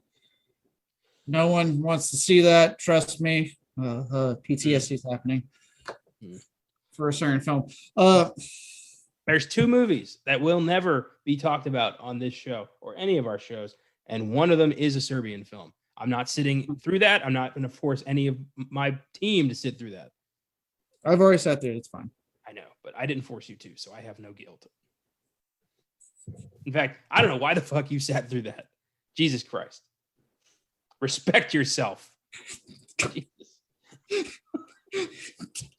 didn't read anything? You didn't read like, maybe I wouldn't enjoy this. That's the thing. So I'm so jaded in horror that when they say this movie is like the most fucked up thing or the most scariest thing, it triggers a part of my mind that goes, I want to see it. And that's what happened with a certain film. I was like, everyone's talking about like, oh my God, it's so fucked up. Don't watch it. There's so much gross shit. I didn't know what gross shit because I was staying away from all the gross shit. And my buddy had it when I was in college, and he was showing me a lot of other foreign films like Old Boy and Audition. I saw The Devil, a lot of different stuff. And he's like, hey, you think you're ready? You want to do certain films? He had it.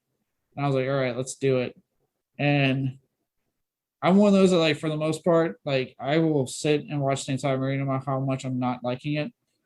And yeah, it really backfired there because at no point does the film just like finally start to hold back. It just keeps ramping things up. But this guy, did you give him a look of like, what the fuck is wrong with you? No, I still talk to him. He's still a very good friend of mine. Ugh.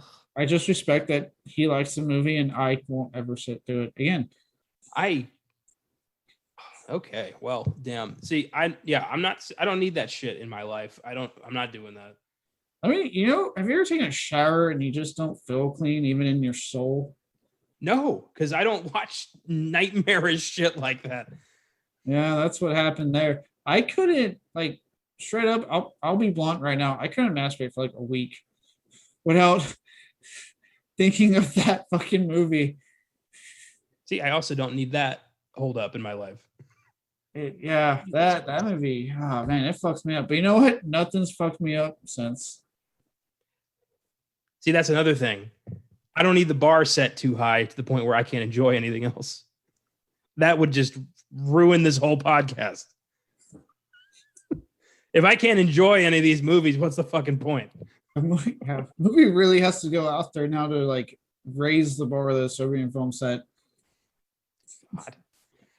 Anyway, I don't think anybody's expecting the big reveal that Charlotte is in fact the good guy of the movie.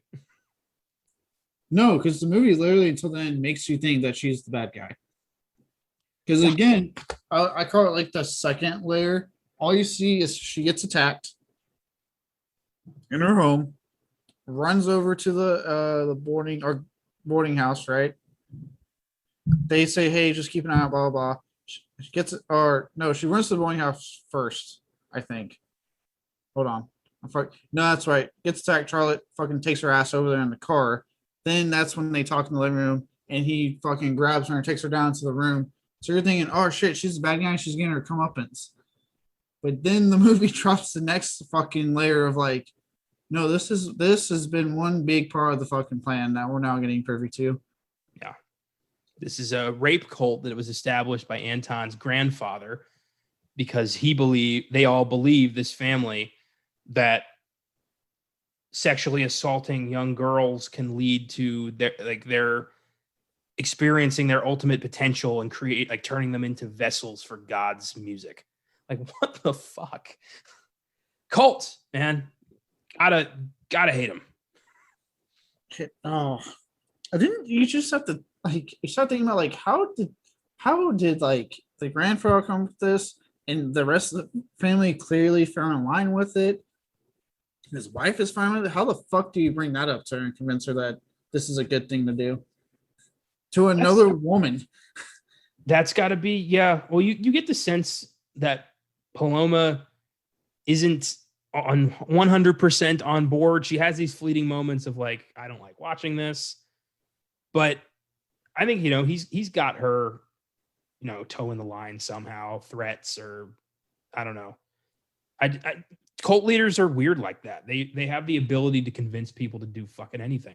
There's real life cult leaders who said like, God wants me to sleep with your wives and fuck your children. And they're like, all right, well, if God wants it, like that happens all the fucking time. So many cults out there. It's crazy. If you have the power to manipulate people like that, you can do anything. If you have the power to manipulate desperate, hopeless people. Yeah. People that are just, they got nothing left to live for and they'll believe anything being said to them. So that tends to be how they get their people. Sometimes there are the occasional, like, upstanding, smart people who fall into this shit. It's weird, but it does happen. Like the Illuminati. Illuminati confirmed. Oh my God. No. They are full of shit. I'm talking like Heaven's Gate, Jonestown, the Manson family. Freemasons. Like, the real cults who are dangerous. Stop diluting this. These are real psychos. The Freemasons, all they do is put on funny hats and exchange business secrets. That's all they do. So they want us to think. Son of a bitch. Lizard people? All right. The cult that believes lizard people, they're the ones we need to be afraid of. Yeah. To quote Dan Cummins, once again, we don't need to be afraid of lizard people. We do need to be afraid of people who believe in lizard people. Oh. Lizard people, man, they're implanted in the US of A government, right? I'm not playing catch the lizard. We're not doing that. You don't want to play this game with me? I do not want to play conspiracy theorist. You know how many conspiracy theories I have to hear when I call certain people in my life? I'm so sorry. Dude, my grandpa firmly believes in lizard people. I'm like 80% sure my dad's a flat earther. He just won't admit it. He tried to convince me of the fucking Arctic ice wall. Every time I hear the flat earth people, I just want someone to be like, if you believe it's so good, so much, walk the earth and then tell me how it went. These people firmly believe that you can just walk off the face of the planet and just drift into the fucking void. Like, I drift off into the fucking twilight zone. Just dun, dun, dun, dun, dun, dun, dun, dun. My favorite part of it is that in their crazy viewpoint, only Earth is flat. The rest of the planets are round, but only Earth is flat. It's so fun getting older and not believing in conspiracy theories, because when you hear these conspiracy theories, you start to be like, are you paying attention to anything you're saying? Like, the whole vaccine stuff. Like, I won't get it because it puts a chip in you. You're telling me this on FaceTime. You're using your phone right now. So what the fuck are you trying to get at? On the Flat Earth Facebook page, it says they have members all around the globe.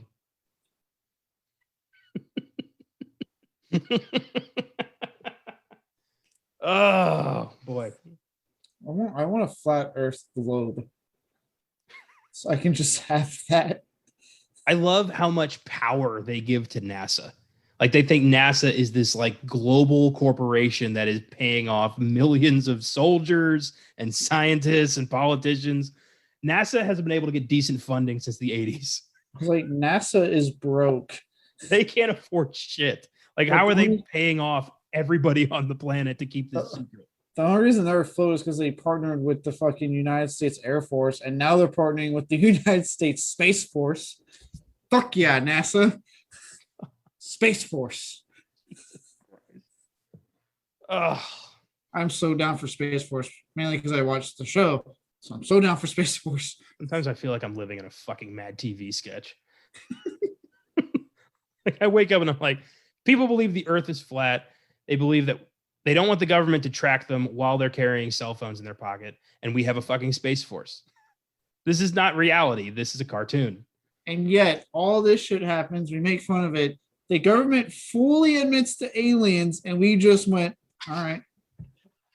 I know. They fully finally confirmed it. They went, yeah, something like a couple of these things or other countries testing stuff and us. But what are they? I think they said like what 90 or some high fucking percentage. Yeah, it was like 90. They were like, I think it was like 90. They were like 90% of it. We don't fucking know. They literally were like, yes, we don't know. Aliens are more than likely real because we don't know what the fuck this is. The military said aliens are the most likely outcome of this, and no one fucking cared. No one batted an eye. There was no like, then show us Area 51 finally. Nothing. Yet, the flat earthers get talked about for fucking months. And I'm like, how is it the flat earth people get more pressed than the fact that we just confirmed aliens? Like our government confirmed aliens, which means what's going on in Area 51, guys? Huh? Come on. Maybe the aliens will show up with like a giant ass bicycle pump and make the spherical earth happen. I feel like at this point, aliens will come to Earth and they'll leave and then we'll just go, oh, okay. I would love if they came here, looked around, and were like, nah, and then just left. They come here and immediately meet someone that's yelling at them about gender. They visibly land, they look around, they see, everything we do to ourselves, and they're just like, it's not worth it. And they just take off. And we never hear from them again. Because they tell the interstellar community, like, stay the fuck away from that place. Jesus.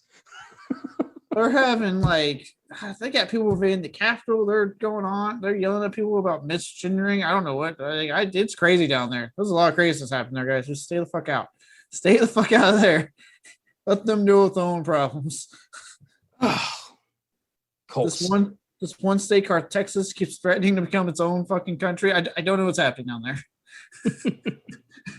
They got cowboys with assault rifles down there. Like, what's going on? Yeah, so cults, dangerous. And most people who are in them don't fucking realize they're in them. No, and also we are tangenting so good on this movie. I know. It brings up so many talking points of, we get to talk about, cults and rape and aliens for some reason. But yeah, cults and rape mainly. But rape is not exactly a fun thing to talk about. But you know what is? Flat Earth dipshits and aliens. Right? Yeah. Gee. Sorry, my cat started jumping out of the chair and scared the shit out of me. There's a moment I love towards the end of the movie when, like, some classical music is playing on the record player, and Paloma walks in with a fucking needle in her back. She falls over, and Anton sees Lizzie and Charlotte, and the music switches to a rap song. It's on. And I'm like, oh shit, they're gonna fuck him up. Which they do. Oh my god, do they fuck him up? This movie, it has like I won't say a lull, because I always view lulls as a bad thing. but like it has like the really freaky beginning stuff with the vomit and the shitting, almost shitting oneself, and then gets incredibly violent at the end, and it's really kind of satisfying. Like when you see like him stab her arm, you're like, holy shit! 'Cause it does not cut away as like he is cutting into her. It looked painful as fuck. Well, she cut it off. Like he ruined that arm. Yeah, that arm was done. Oof. Oh, and then yeah, you see him and he's a nugget. He's a nugget. Oh my god. That's fucked up. Yeah. They cut off all his limbs, they cut his eyes out, or they sew his eyes shut, they sew his mouth shut. They didn't seem to do anything to the dick, which was surprising. I was surprised. I was like, this movie's willing to go there, but nothing to the dick. I guess like now he can't use it unless he does nugget porn. Okay, that's a thing that I just heard that is now in my head. Thank you so much. Don't look it up, but it is an actual I don't intend to look it up. Jesus Christ. The more you know. They told him straight up, like, we're gonna turn your balls into trinkets. And they didn't. Instead, they played a very interesting cello piece together. In the chapel to show him, they achieved the perfection without him, without his psycho ways. Without his dick. Without his dick, yes. They basically, yeah. Oof. Put it super blunt. Without his dick. What a fucked up movie, to be honest. Yeah. Like, it's smart, it's enjoyable, but oh my god. Yeah, no, it's really good. It is fucked up. Actually, going back to your comment about like rape not being funny, I do have a funny story involving rape, coincidentally. I know that's like not the best start, but hear me out. So when I was a wee lad, right, back in 2009 when The Last House on the Left remake came out, I had no fucking idea what that movie was about. So I was not familiar with the original. And my mom, I was just me and my mom at home one weekend. She's like, "Hey, you want to go to the movie?" I was like, "Yeah, sure." I agreed to race to Rich Mountain with The Rock because there was nothing else. We get there, we meet my aunt theater. I'm looking, I'm like, oh, cool, they're playing Last House. Like, it was only like a 5-minute difference in the showings. And my aunt turns to me and goes, "Do you want to watch that instead?" I dumbly, without hesitation, went, "Yes." Oh boy. It was me, my mom, my aunt, and the only other people in that theater was a couple. So I was the only one that made a mistake that day. And we're sitting there and they get to the scene, the long, protracted, never-ending scene. I'm sitting there, right, just like, god damn it. And for some reason, I felt need to look to where my mom and aunt were sitting. And I look and they're staring at me and I'm like, and I make eye contact and just look away because I'm like, I'm sorry, I didn't know. This is awkward for everyone involved. The only way I got through that scene was the couple was in front of us. I looked, and this chick is death glaring her boyfriend. Death glare. And all I could think was like, okay, I may have fucked up, but you, sir, are not getting laid. So really, you're the loser, not me. Because I'm just going to go home and have some ice cream, go to sleep nonetheless, because I'm a child. Jesus Christ. So there's a somewhat funny story where I mistaked the movie I watched. That reminds me of my uncle's confession to me once that he took a first date to see John Waters' Pink Flamingos. And there was no second date. I wonder why. The whole incest blowjob and the crushing scene and yeah, and the eating dog shit at the end for some reason. Yeah, I wonder why. Huh. Yeah, you gotta, there's date movies and there's Pink Flamingos and Last House on the Left. You better know this person wholeheartedly. Like, you got to know what they're into, know that they won't fucking leave you over this before you show them a movie like that. Yeah. Because, like, that's not a getting to know you movie. No. Because, like, look, don't get me wrong. Like, I understand it's just a movie, so I can watch these things knowing they're movies. But at the same time, even for me, it's incredibly hard to watch those scenes because it's just there's something about that that's just so awful to sit through. And I definitely understand when women are not like, I really don't want to watch a movie like that. So yeah, you have to like have a discuss. If you're going on a date night, one, don't let it be the first date, right? And you have to look at your one and be like, look, this is what this movie's about. So if like you're okay with that, we can go see it. If not, you might want to pick something else. Yeah, I fucking despise rape scenes. I hate when I have to watch one. I hate when I can tell that it's coming.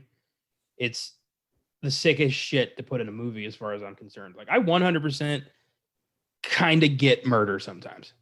Like maybe somebody was talking shit, maybe they had it coming. But I think rape is the worst thing you can do to a human being. Mm. Like it's just I wish it would carry the death penalty. I fucking despise it. Freaks It's me out. awful. I mean, with that said, would I make?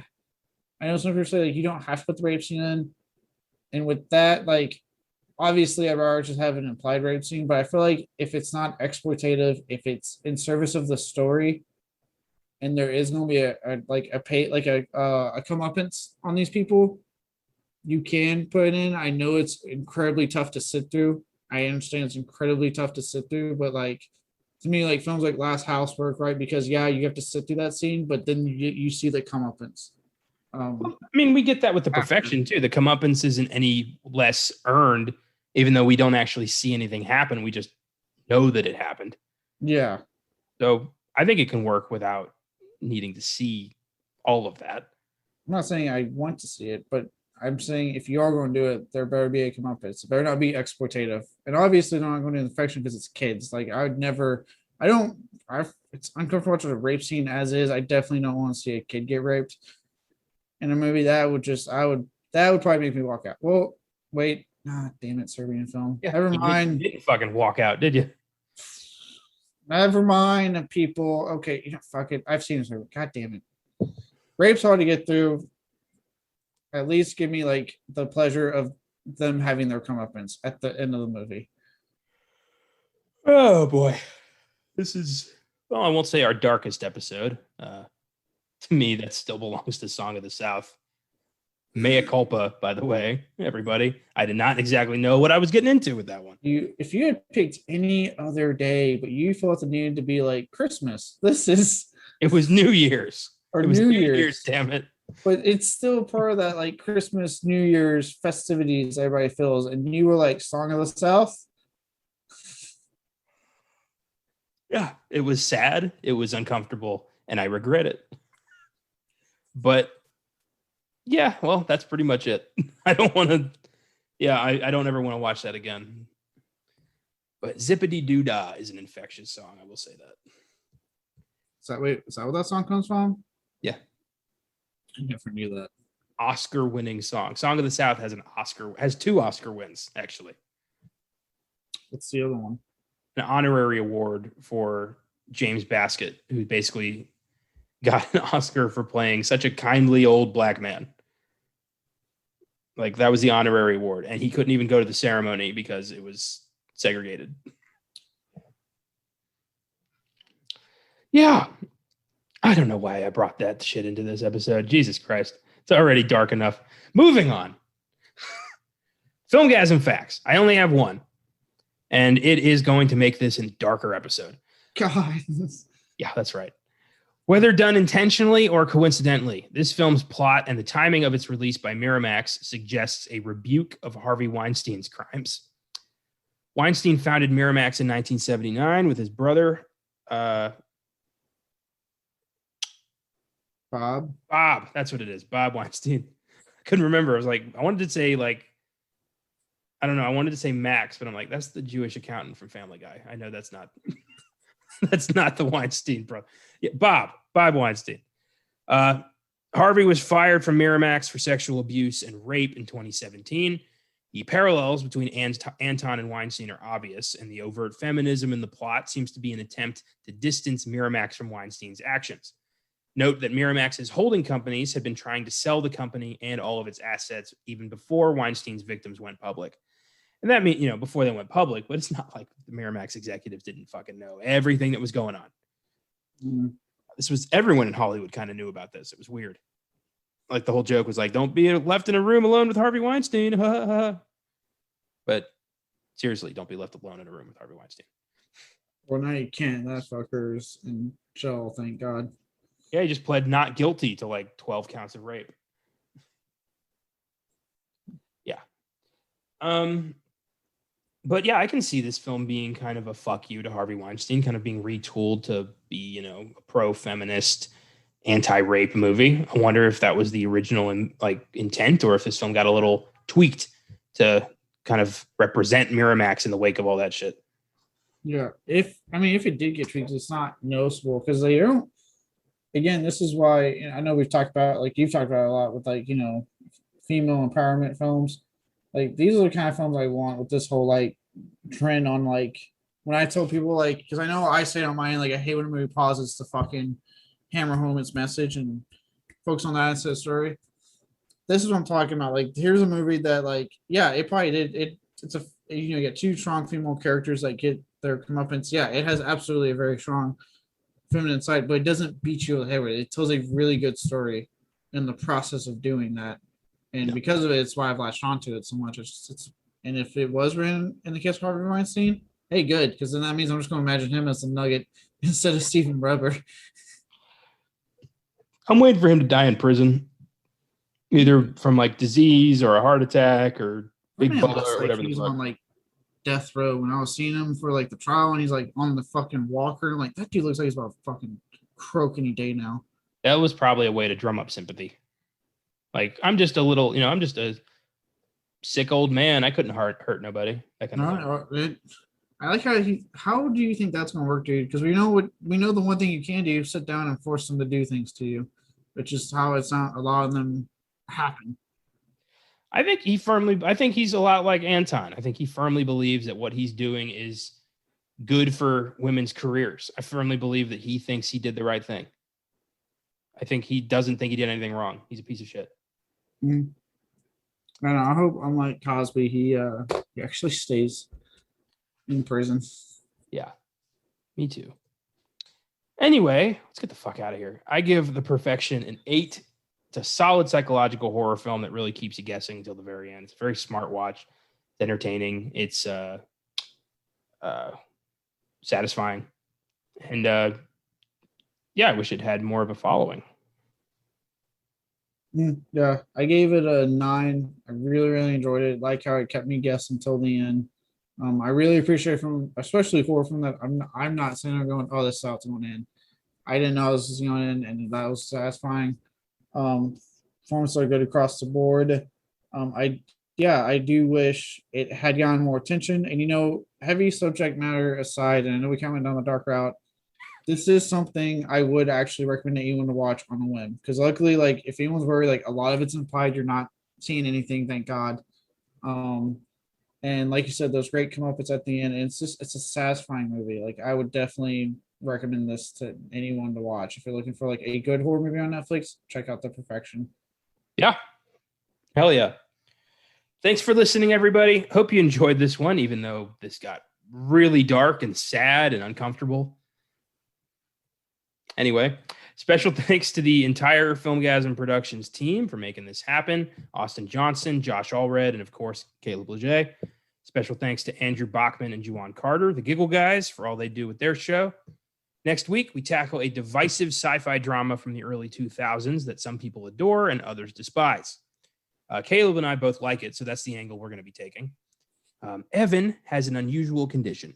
He can send his mind back in time to rewrite the events of his life. But changing the past always comes with a steep price, and Evan isn't the only one who will have to pay it. Don't miss next week when we dive into 2004's The Butterfly Effect. Going to be a blast. This was one you picked for the show. It's been a minute since I saw this movie. I enjoyed it. I remember thinking this is going to suck, and I watched it, and I'm like, oh, this didn't suck. So good to revisit that. Yeah, I'm looking forward to it. Now that I know how dark on this episode, hopefully we don't go that dark and Butterfly Effect, but I do know it deals with some pretty heavy themes as well. Well, we'll get to talk Ashton Kutcher and time travel and yeah. Yeah, luckily it's heavy themes on a primary focus, but it is one of the plot points. Yeah, I love that movie. I think it's a crime that people can't get past Ashton Kutcher being comedic. So, because to me, he did a pretty damn good job there and really stretched his acting muscles. I fucking love Butterfly Effect. Can't wait. Yeah, it's a great movie. Also, don't miss Charlie Chaplin's Monsieur Verdoux on Oscar Sunday and the triple threat of The Green Knight, Jungle Cruise, and Stillwater on Monday's sneak preview. Until then, reconsider sending your kid to a live-in prep school until you've properly vetted the staff, the students, and most importantly, the past staff and students. Always do whatever you can to prevent leaving your kids in the hands of a rape cult, and keep watching movies.